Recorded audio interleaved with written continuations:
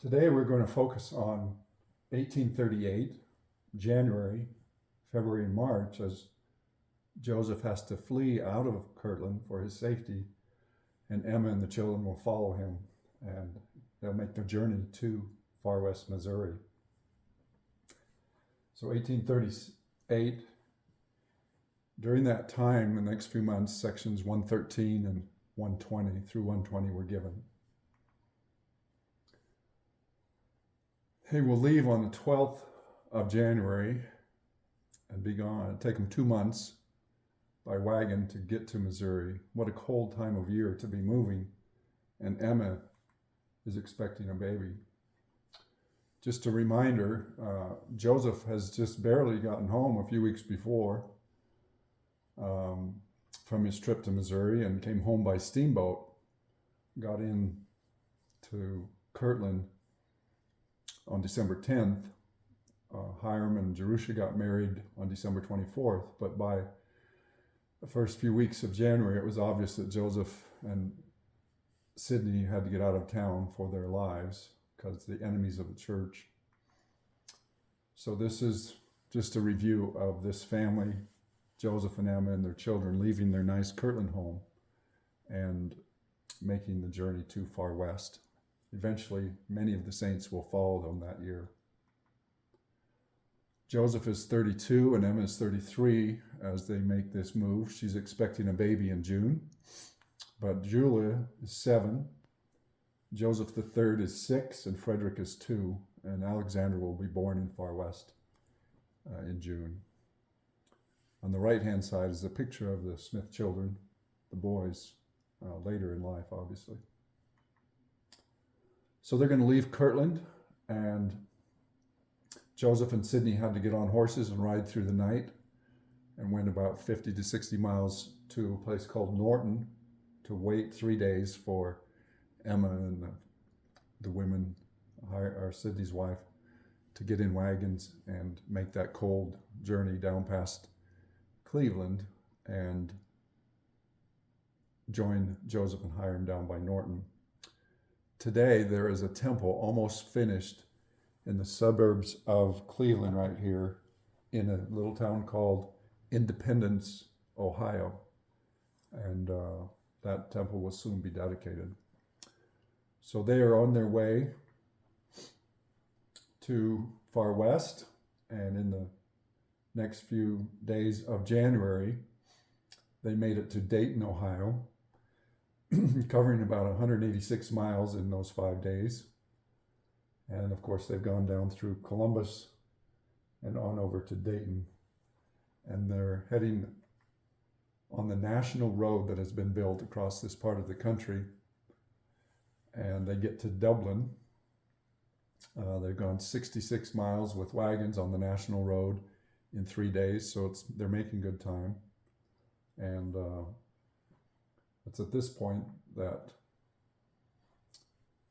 they had an extended stay with Lorenzo Young, who is a brother of Brigham Young. And so they do have a place to stay and members of the church that are helping them out. And they certainly needed some time to recover from that cold journey and Emma's health and pregnancy and the small children. So at this point, they decide they need to travel in different groups. And so Joseph and Sydney part, and they will make their journey to Missouri on different times, not together. So from February 22nd to 26th approximately, they will go 131 miles with wagons, again on the national road, from Dublin through Indianapolis and on over to this part of Indiana. Joseph had been here the year before in the fall of 1837 with Hiram with others who were going on a mission to Missouri. Hiram had probably gone by steamboat. Now they're making 141 miles with wagons on the national road for 5 days, getting over to Springfield, Illinois. And again, it's cold. The further they go, the more Emma is concerned about her baby, I'm sure. The first part of March, they make 107 miles with wagons on the National Road. Took them about 4 days. And now they're over to Quincy, Illinois, a little place called Taylor.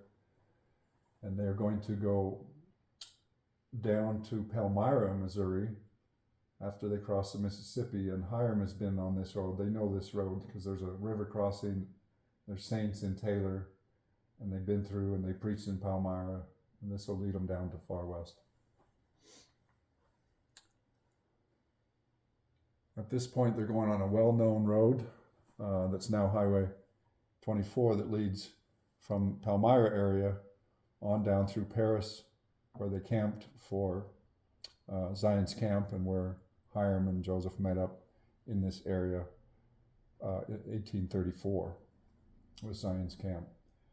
Now they're going to move on through and get eventually to Huntsville, which is the county seat. So 90 miles in about 4 days, making their way across there.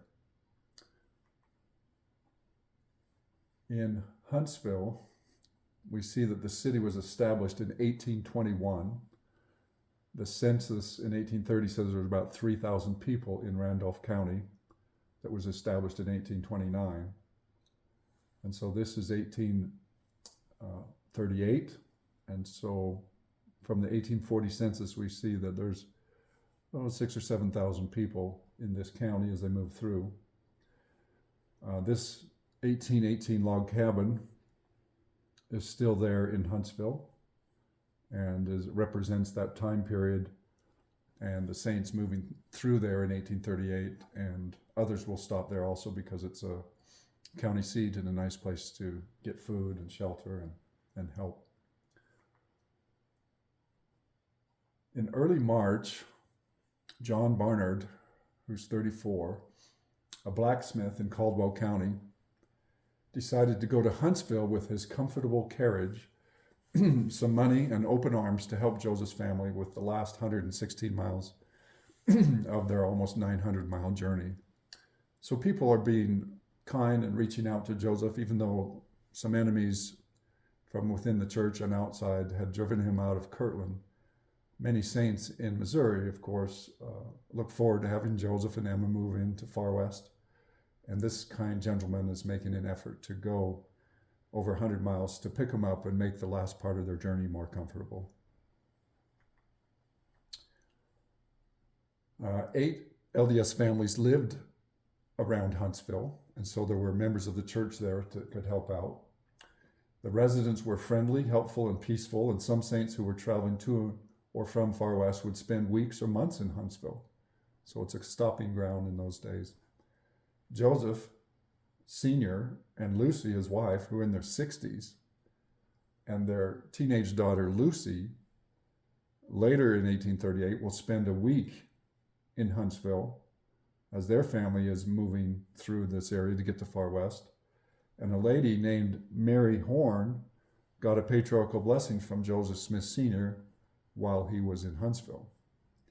And so Joseph and Emma came through in the winter, and others are moving in the warmer parts of the year. Lucy Smith went into a dense thicket and prayed for 3 hours in Huntsville that her health and Catherine's health would be restored. Her daughter Catherine, age 25, had a baby boy named Alvin near the Mississippi River on their journey to Far West. And Sophronia, another Smith daughter, and her husband William McClary stayed to care for her as she recovered from her giving birth to a baby.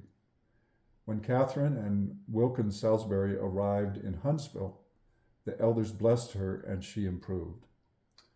So you have the Smith family traveling together in the summer of 1838 and stopping here in Huntsville.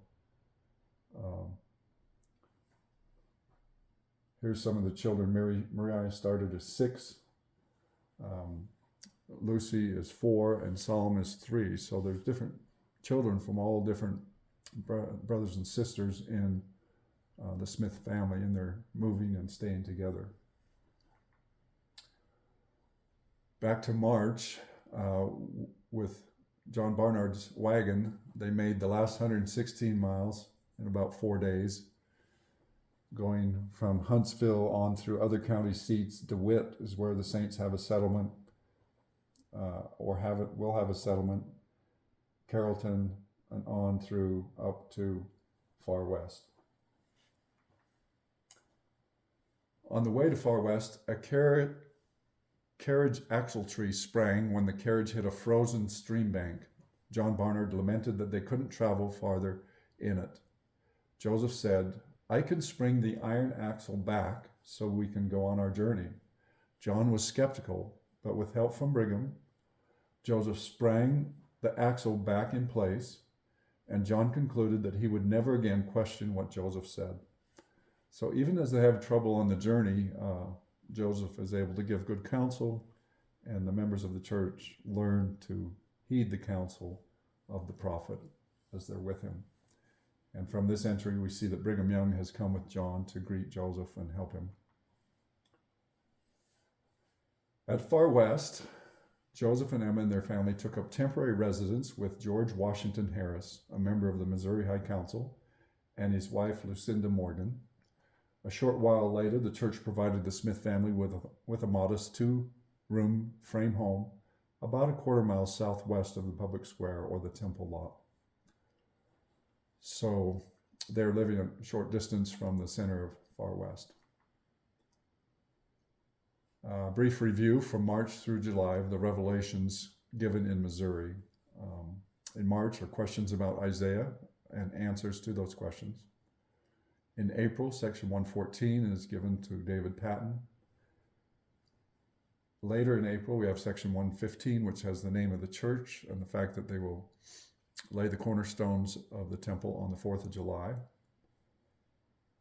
In May and June, sometime, section 116 is given about Adam-on-Diamond.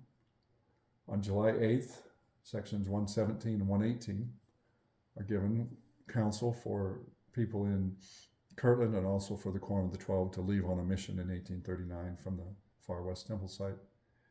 And section 119 and 120 about tithing. And then we have the difficulties that came right after that and the arrest of Joseph in Far West on October 31st. Once he and others were arrested, they were taken to Far West and then to Independence for a few days and then over to Richmond for a few weeks. And then by December 1st, 6 of them will be in Liberty Jail, or better known as the Clay County Jail in Liberty, Missouri.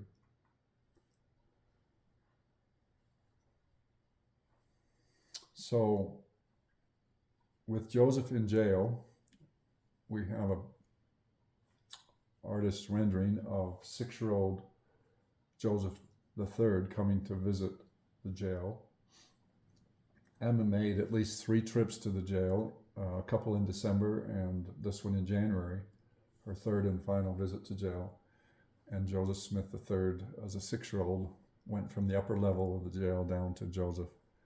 And sometimes when the spouses came to visit their husbands in jail, they would stay overnight and then leave the next day or two. So there's much to read about that and the time in Liberty Jail. But for today, we just wanted to focus on the move of Joseph and Emma and others to Missouri. And of course, in 1839, the Saints will be driven out of Missouri over to Illinois. And the final one of Joseph is his journey from Liberty Jail to Quincy to meet with the family and the Saints. So today we've looked at 1838, and next time we'll look at 1839 as they leave Liberty Jail on April 6th, 1839, and by April 22nd they will be in Quincy. But there's much that happened in between there that we will discuss.